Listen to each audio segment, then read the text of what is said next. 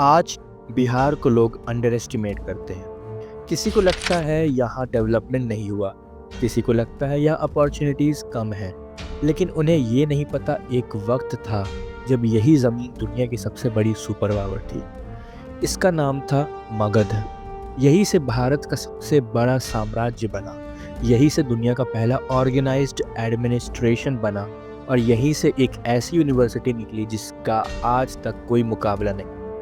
आज के इस वीडियो में हम देखेंगे मगध क्या था, कितना बड़ा था, इतना सुपीरियर क्यों था और सबसे बड़ा सवाल, आज बिहार ऐसा क्यों हो गया है। जवाब आप कमेंट्स में बताइएगा ज़रूर। मगध एक छोटा सा राज्य नहीं था, ये था भारत का दिल।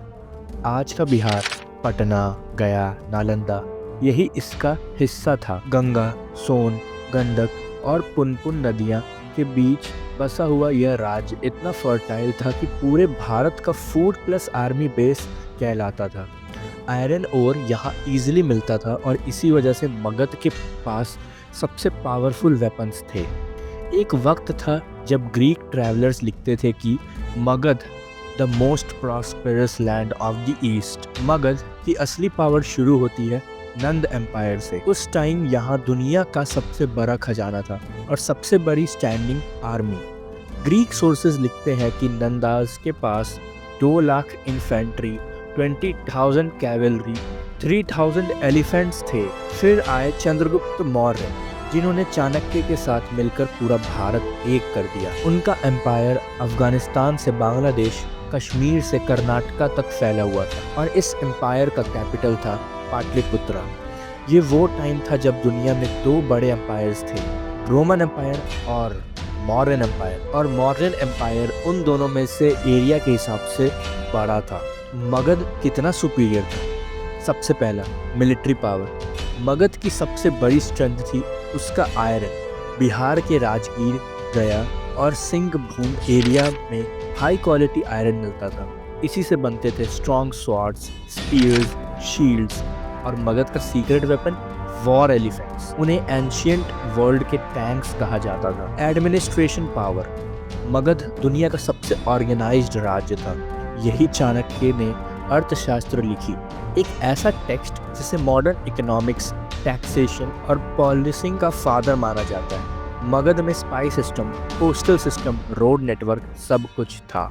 इवन फॉरेन हिस्टोरियंस लिखते थे कि Pataliputra was the best administered city of the ancient world. Knowledge power. Magadh के पास एक ऐसा एसेट था जिसका कोई मुकाबला नहीं। नालंदा यूनिवर्सिटी, 10,000 से ज़्यादा स्टूडेंट्स, 2,000 टीचर्स, 9 स्टोरी लाइब्रेरीज और स्टूडेंट्स चाइना, कोरिया, तिब्बत से आकर यहाँ पढ़ते थे।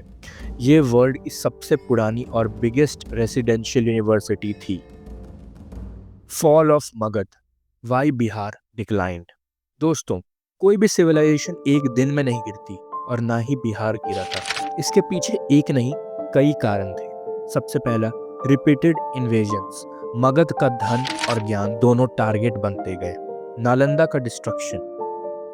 जब नालंदा जली तब सिर्फ किताब नहीं जली, मगध का माइंड जल गया। ट्रेड रूट्स का शिफ्ट। सिल्क रूट और सी ट्रेड बढ़ने से बिहार का इकोनॉमिक पावर कम होता गया। British rule. कॉलोनियल एरा में रिसोर्सेज एग्जॉस्ट हुए, इंडस्ट्री कोलैप्स हुई और मगध रीजन को सिस्टमैटिकली नेग्लेक्ट किया गया। पार्टीशन के बाद झारखंड के अलग होने से मिनरल रिच एरिया कट हो गए। Sixth, floods plus geographical shifts. Ganga और कोसी के बदलते कोर्स ने एग्रीकल्चर को हिट किया। Seventh, brain drain. टैलेंट बाहर गया, स्टेट में इन्वेस्टमेंट स्लो हो गई। मगध का गिरना सिर्फ हिस्ट्री नहीं, एक वार्निंग भी है। ये धरती कभी दुनिया को लीड करती थी।